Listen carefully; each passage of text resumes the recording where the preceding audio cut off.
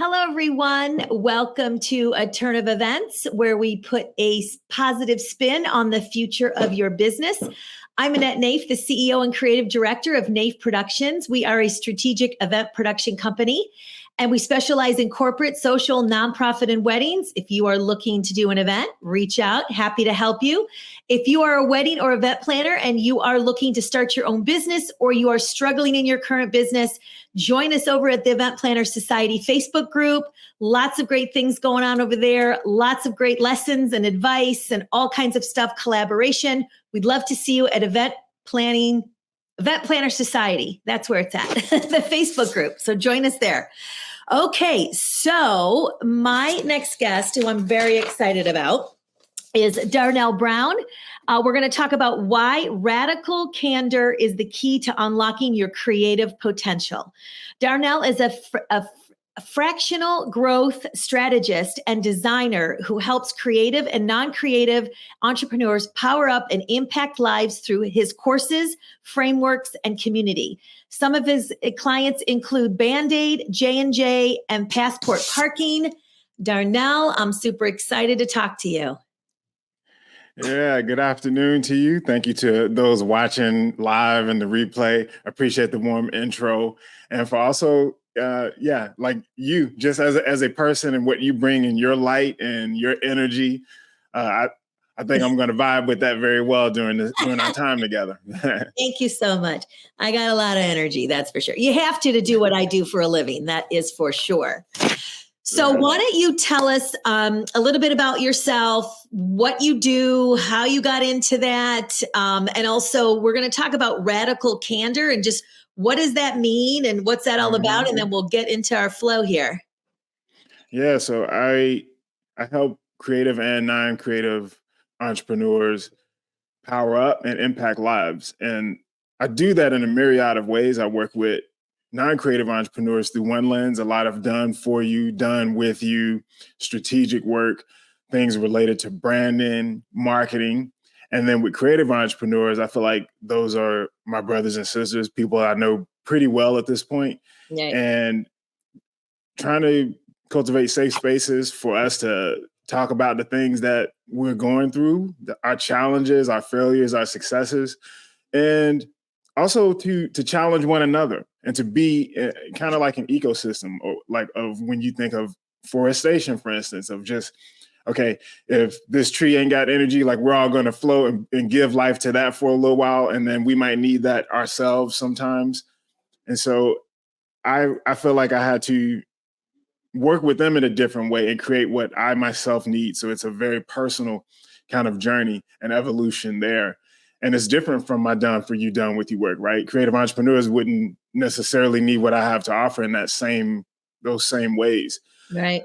So yeah, that's what I do now. And that journey has been fun. I've been self-employed for about the last 15 and a half years. So it got started right around the time that the recession had happened here in the States. Right? We cannot. Got to get the half. Yeah. You gotta be proud of that time that has passed. Exactly. So it's a long time. Hard work. I know. Yeah. That's so good. Well, awesome. So ups and downs, obviously, being an entrepreneur, as you know, I've talked about that many, many times. I mean, many of my friends and family who know me and colleagues who've been knowing me for all these years, 14 years now, 14 and a half, probably these years of owning my business. And oh boy, what a roller coaster. But, you learn I want to say I wouldn't change it, but I would like to. There's some things I don't want to remember and, some of that stuff.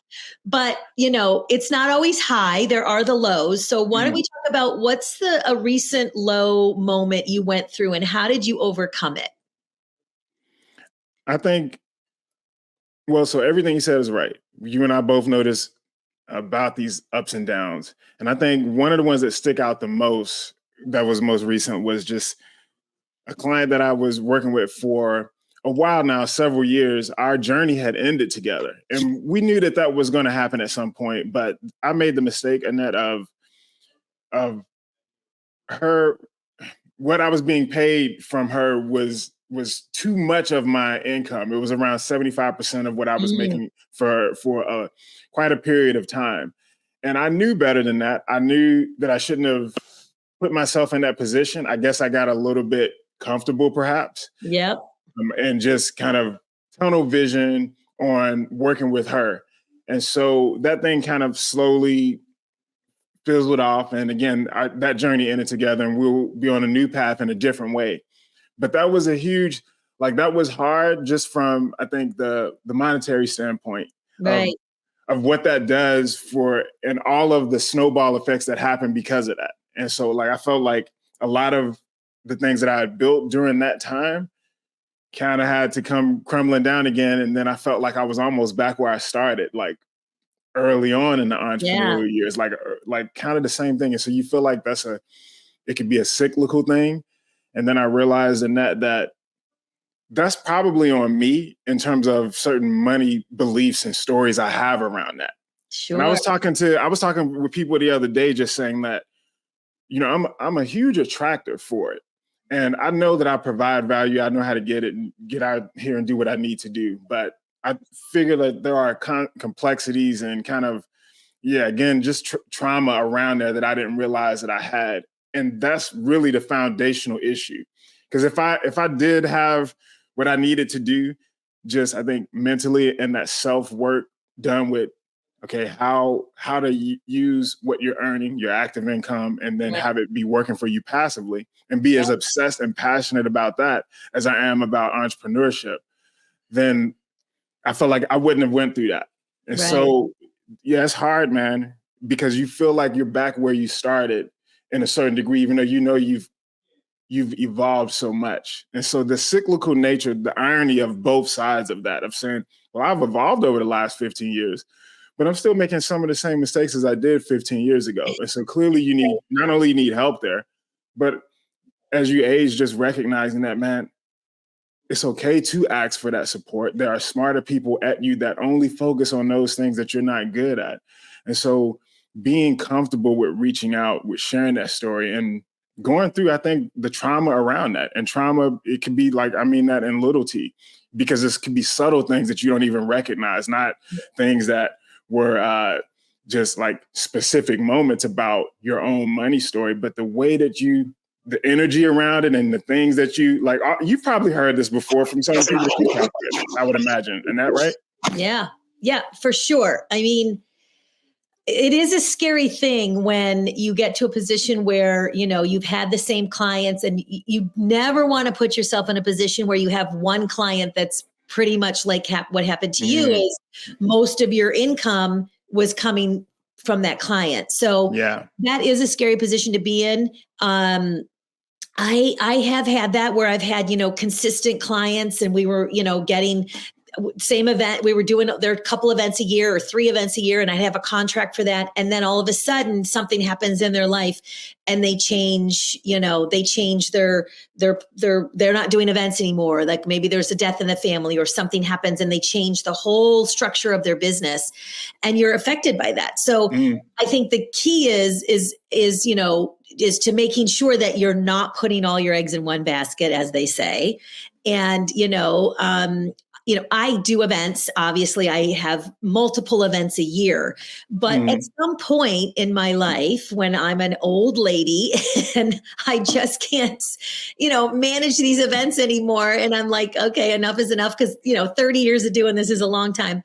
I'm going to want to do something, I'm building a course right now, right, to teach and how to do that. Right. Which you and I've met through this program that we're in, and which is awesome. And so having that extra stream of income coming in is really, and I've learned other ways of making money in the industry, not just through my fee for being an event planner, right? My event planning fee. There are other ways that you can make money, which I teach. So that's the key, is if I had not learned about all those different ways that I can make money, not just through my fee in the industry, I would have left hundreds of thousands of dollars on the table. So those are the things that you really need to look at. So I guess the key is, how did you overcome that? What did you do? I mean, you've obviously addressed not having just one client, right? Yeah. Because I've always had multiple ones that I've worked with over the last 15 years. And so I think part of what I've done. I think that that's still an evolving thing that I'm kind of working on. Like I'm about to be working with someone that I would dub as like a money therapist pretty much. And I do think that there's therapeutic work to be done because the logical side is a lot of what you just said, I feel like. And I have diversified my income, passive. I have multiple streams, but I apparently still didn't do what I needed to do on the active side of things and set myself up for more success once I knew that relationship was ending.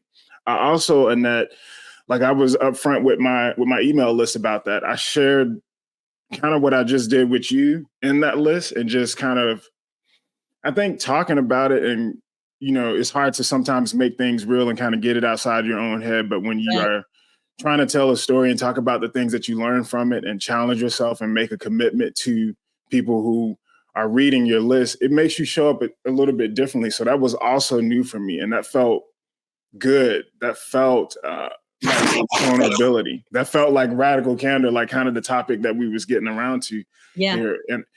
And I was just like, well, this is what that means.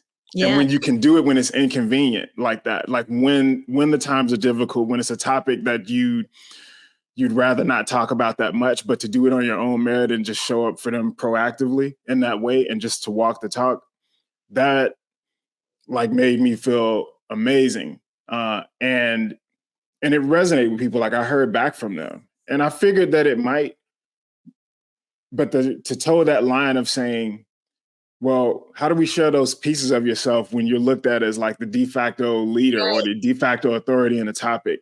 And so they're looking at you for solutions, but you also want to talk about your own stories and say, well, what did I do to kind of work through that? I think on a meta level, it was writing about it, like talking through it with people, but then also stepping outside of myself and saying, you know what, Darnell, like it's finally time, age 39, it's time to really get this thing sewn up that clearly has been with you ever since your childhood, that you just got work to do. And I think that when you see people who have therapists or even financial advisors or lawyers or coaches, like we all have people in our corners to help us out through things. And I would say that would be my Achilles heel one. And so it's more than even just the logical side of it. It's just complexities around it. I was thinking about that recently about just like self-worth. That's a huge part of it too. There are things I do on the weekends that I don't do during the week because I'm like, I need to earn like the right to froth my milk and my coffee, for instance. And so I'm just like, why? But people think I'm like ultra confident, but I still clearly got little things like that going on that you got to work through. So we all do. And that's such a good point is you really should not be afraid because we're all at different stages. So when I'm coaching my students, I'm in the trenches just like them. I'm building a business. The business doesn't get built and then it's okay. It keeps going by itself. It doesn't happen like that. So you have to keep it going and keep doing what you were doing when you first started. Now, at some levels, you're going to be in your business and there's going to be different problems. Like as the business grows, I now am in a situation where I'm growing and I need management. Right. So I need like somebody to manage all of my marketing team and I need someone to kind of manage the event so that I can step away and I can focus on the things that I love to do right now. And so I still want to keep the business, but I need that management piece to help me. And so I'm trying to figure out, okay, so I have a coach. I have always had a coach. Having a coach.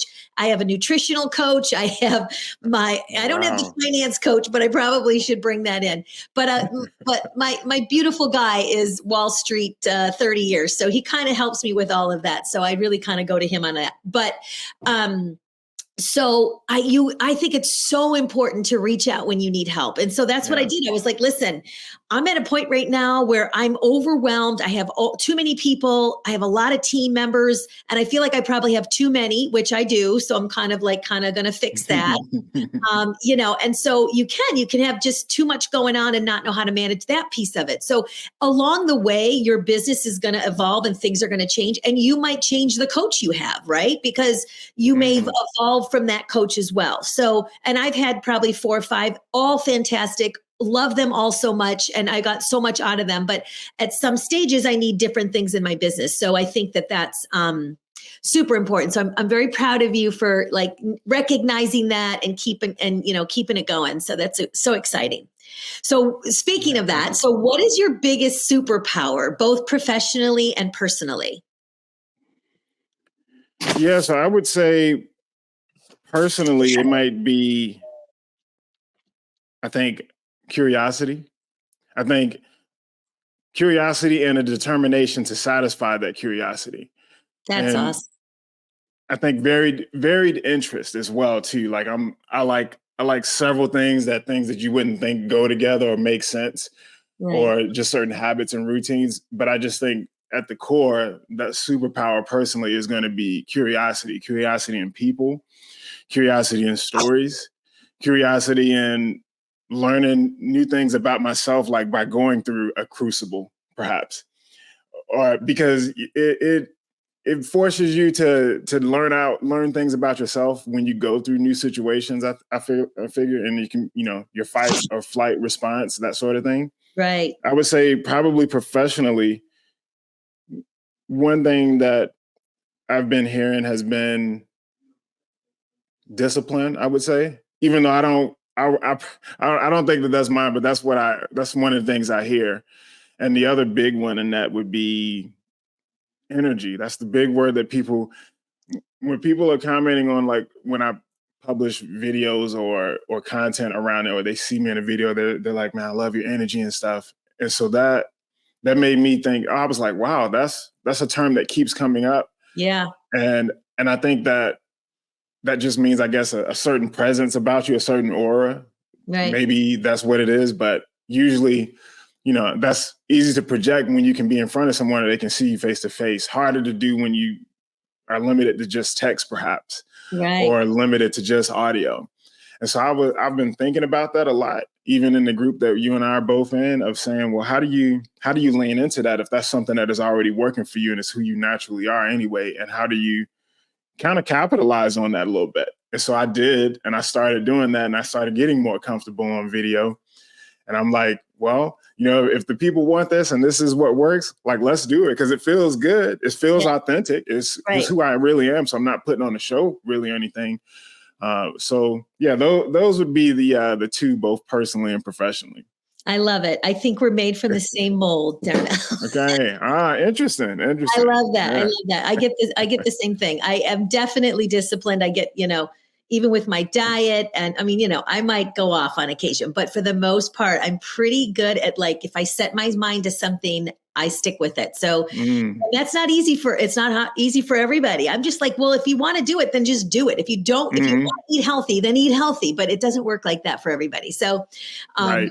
yeah. So what's something people would be surprised to learn about you that they might not be evident if they look you up online? Well, similar to what you just said about like nutrition. Yeah. Well, I think one thing might not be clear to people is, like, I'm a pescatarian. And so for the people that don't know what that is, that's basically vegetarian plus seafood. Yeah. I like to think of it like vegetarian during the week, and then like pescatarian a little bit on the weekends. And I'm a huge foodie as well too. Like, that's probably another thing that maybe people don't know. Huge film buff, like super geeky nerd like level.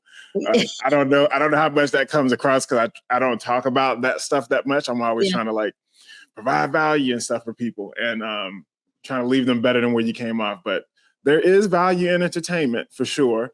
Sure. I just try not to go down the rabbit hole, because it's hard to come out. And so, because you got your niche interest in things, so that would be one of them. Like pescatarian, probably. Like, I adore mushrooms as well. That might not the kind, not the medicinal, not the ones that, like, the food ones, not the, what are the other ones called? Hallucinogen ones? Like, I'm not referring to those. I have not ever tried those. I'm talking about the ones that you put in actual food, portobellos and things. That's so cute. That's great. That's great. So when did you realize you were a fractional growth strategist? A couple months ago, I was on a networking call with a new peer. We were just talking, getting to know each other on like a half an hour chat. This might have been, like, over the summer. So about 2 months ago. And I had asked him about that term because I saw it on his like LinkedIn bio, and I was like trying to get some clarity around it because I've seen that start going around a lot. And the way he explained it, what I interpreted it as was exactly what I have been doing for a while, which is, I think fractional is this idea of a consultant meets the person that can actually implement the things that you're consulting on. So if you're a consultant and all you do is, I'm working with you and I tell you everything that you should be doing. I do the audit on your website and I tell you, here are all the areas that you can fix your landing page or something, for instance. Okay, now go off and do that. That's what a consultant would do. What makes you fractional is, okay, here's everything. Here's the whole audit. Here's all the things that I think should change. And also, Annette, I will be the one to go to implement everything that I've recommended, so you don't got to worry about that anymore. Either I personally do it, or I hire out the people that are going to do that. And when we finish with that landing page, I go off and do something else, and you may hire like an in-house marketer to stay with you full time. Mm-hmm. That was the way that I understood that he explained fractional to me. It's consultant meets implementation. Mm-hmm. And so I was like, I've been doing that for a minute. I put together guidelines for people. And usually if you're done with you and done for you, like you're combining that element. And a lot of people they say, well, geez, Annette, like, I appreciate you giving me this rundown. This really makes a lot of sense. Like, I can't do all of this stuff myself. Do you have any recommendations? And it's what you say there that determines whether or not you remain in the consultant lane or you become a fractional at that point. Oh. And so you're still on the outside of all of the companies that you work with, which is, that's what I love doing. And I assume for you also, we're working in the event planning space, your clients are always changing and the events are always different. There's always a new challenge there. Yes. And so you might be fractional low key and not even know it. Like if they come to you and that I have this vision for an event and I here's the canvas for it, but it's still blank. And I need you to come in and just color it up and do what you think we should do.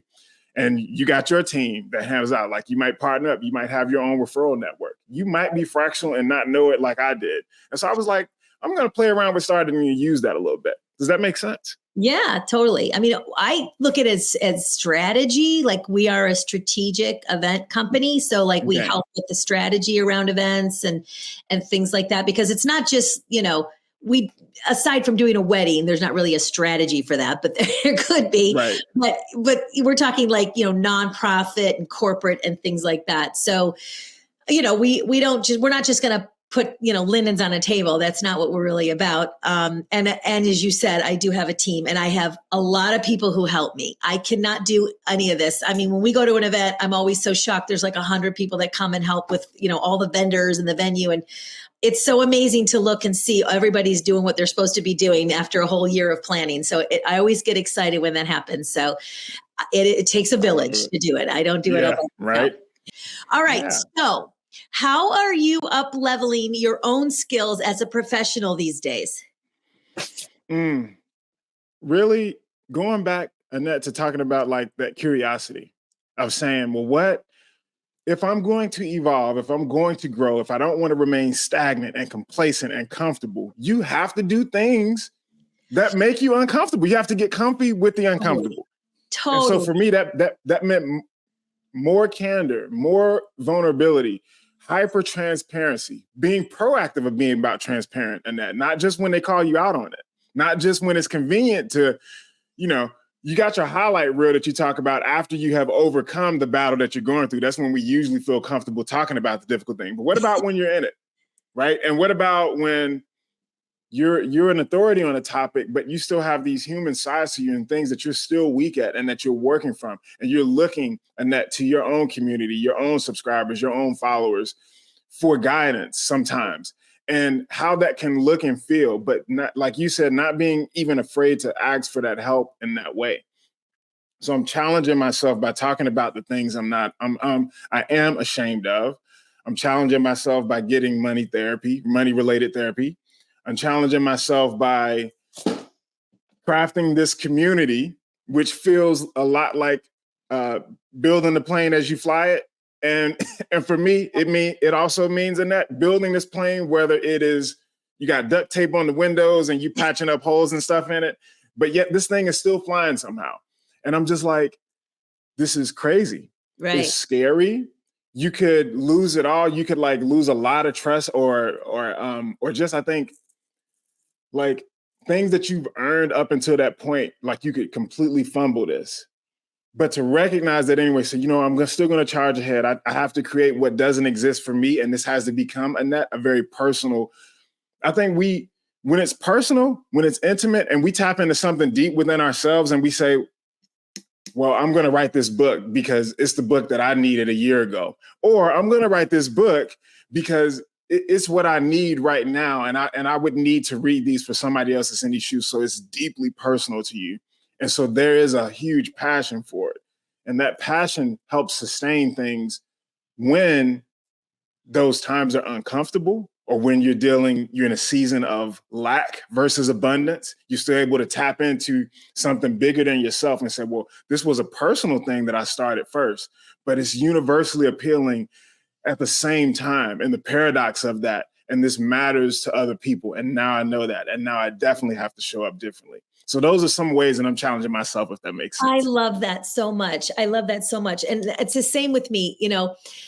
There have been some tough times where I thought I might have to close the business. I thought, oh my God, years ago. And I had some workers' comp issues that came along that was not right, but they don't care if it's right or wrong. It's their way and it's only their way. And it was a bad situation, but I got out of it and I worked my way out of it, and it cost me some money. I had to get a lawyer, and it was all of that. And I worked through it, but there was some tears shed during that time because I thought, how am I going to, this is insane. I didn't do anything.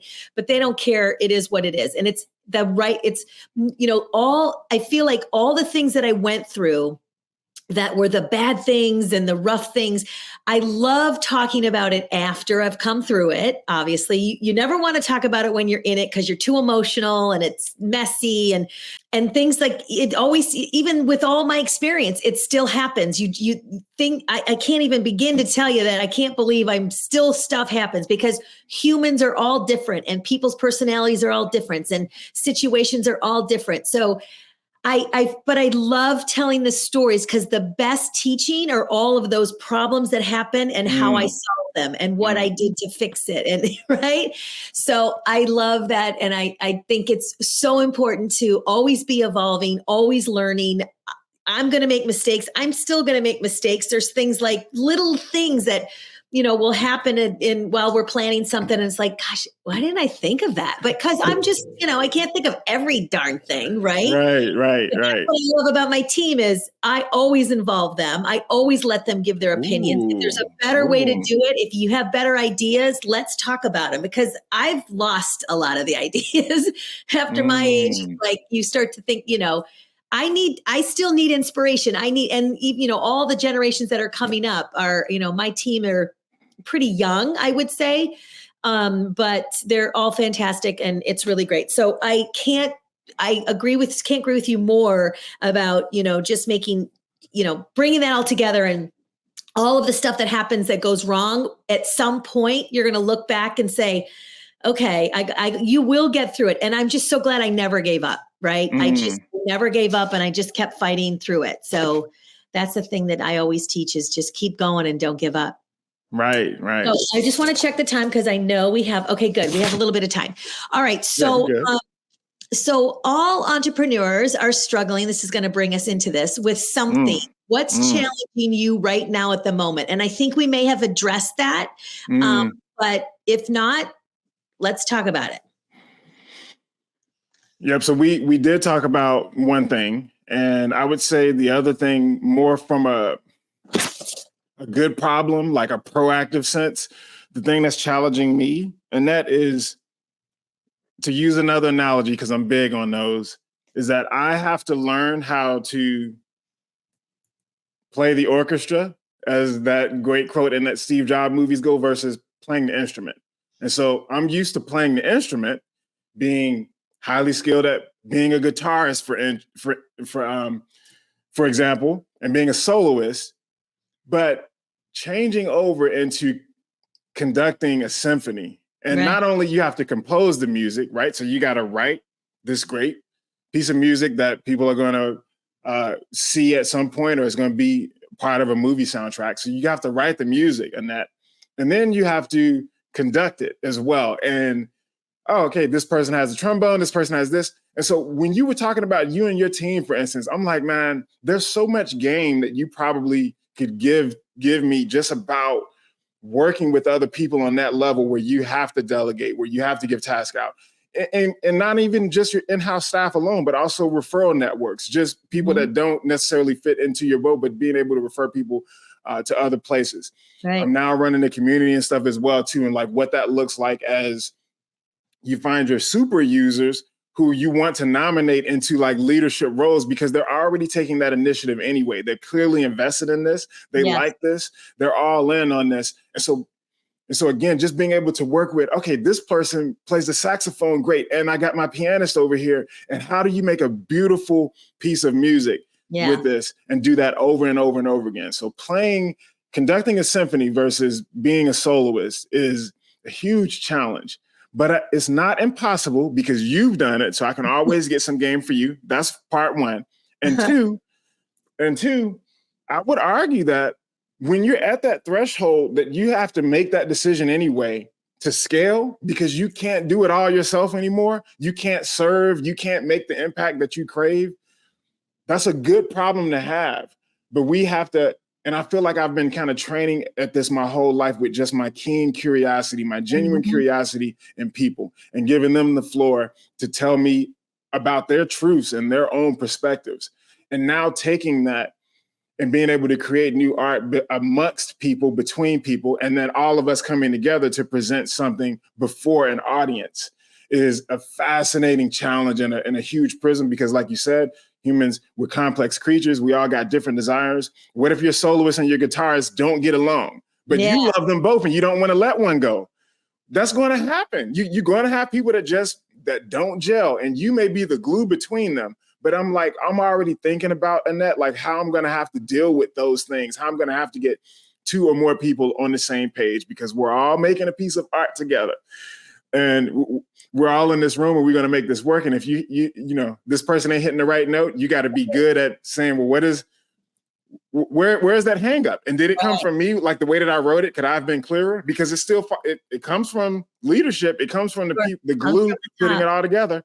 Right. You know, you get all the credit when it all works. And then if it doesn't, I really don't necessarily believe in like blaming the person that got it wrong. And if you're the one that can set the tone and could have made that right in the first place. So that's my big challenge. Does that make sense? Totally makes sense. And so it's an example of when I, first started running the business and having a team and all of that. And of course it grows. I got a lot of people that now, but, and I'm still learning how to manage all that because the bigger it gets, the more I have to realize how to manage it. I'm very lucky. I have such a great team and they all seem to love each other and get along. And okay, good. It's really good, but we're all virtual. Everybody's virtual. My whole team is virtual. So they're not sitting in an office together all day long and bugging each other. They're doing their own things, right? So they come together, they support me, they support my company, which is so great. And you want to make sure that they're, in the culture and they are on your side and they're working with you. And, we work together. They don't work for me, they work with me. And so that's a whole thing. Ooh, huge delineation there, I must say too. I love that. I love that you just said that, by the way. I can't listen. We're all the same. We're all in it together. And I treat, even if it's the guy sweeping the floor, the girl sweeping whatever it is, I'll do it myself as well. But it's so when I started, I thought, okay, I had a girl that came on and I didn't realize that not everybody there's some people who are great with logistics and pulling all the logistics together. And there's some people who are great on site. There's some people who can do both. So I made the mistake and I hired this girl and she was overwhelmed. Now I can do it all. I run the business. It's become successful because I am good at doing this, but you play the orchestra. Yeah, but not everybody has that leadership, that management, that can multitask like I can, that can, so I realized that not everybody is skilled in all of the areas of event planning. So I have to, say, okay, what is it that you like to do and which areas are you good at? And so once I changed that, and I also didn't put so many events on one person, I really only give one person 1 or 2 events to manage, because then it doesn't become overwhelming. Then I don't have to worry about them leaving, because once I'm invested with them, there's a lot that goes into teaching them the whole culture of the company and all of that. So I try not to overwhelm, because it's a lot of work. One event is a lot of work. And then to have somebody trying to do 3, 4, 5, forget it. It's too much. There are people who can do it, but for the I can do that, but for the majority of people, they can't do it. So it's just not it's not that they're doing anything wrong. It's just they're not made up that way. So when I learned that, and when I changed that up, it made a huge difference. So you kind of really need, one of my friends, Angela Prophet, she does this whole like different color thing. I don't know what it is. I can't explain it, but it's all about personalities. And she does this color chart with her people. It's a little woo woo, but honestly, it works for her. It's just what personality. And if, she's like, well, you're a blue and that should be a green person. I'm like, okay, I don't know. But there are personalities. So I think once I learned what worked in the business and how people worked, it really made a huge difference. So, and then sometimes I might have, one person work in logistics and then another person. I like to have the same person working on the whole thing on site and doing the logistics, because they know it all. They've been in the trenches. So I think it's, but I love to delegate. I don't have a problem delegating. If I could delegate every single thing, I would. So if you're a person who micromanages, you gotta work on that, right? In order to grow, because you can't gotta trust that they're going to be okay. Right. Yeah, exactly. Okay. Well, that's awesome. So if business is personal, how do you turn that into a business strategy? I think that you have to get intimate.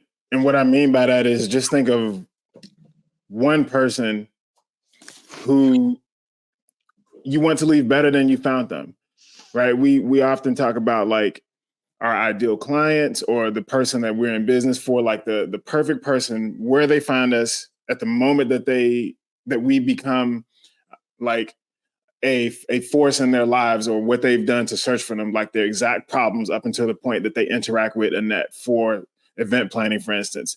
What is that ideal person going through, and what does their life look like after that? So a before and after thing. And so we do that in exercises, just in marketing as a whole. Like think about your ideal profile, right? But since business is personal, that's why I'm just like, people try to delineate between B2C and B2B. And there are many differences, but I always say you're still dealing with decision makers. You're still dealing with people who go to bed at night with certain things on their mind. And so whether you are working with a Fortune 5,000 company and multiple shareholders, and you got multiple chains of commands and lots of bureaucracy, or I'm working with you, the person in that, I try to look at those things through a very, very similar lens and say, I'm trying to convince Annette to take a beneficial action at the end of the day. I'm trying to persuade her in an ethical way to do something that I know she should do.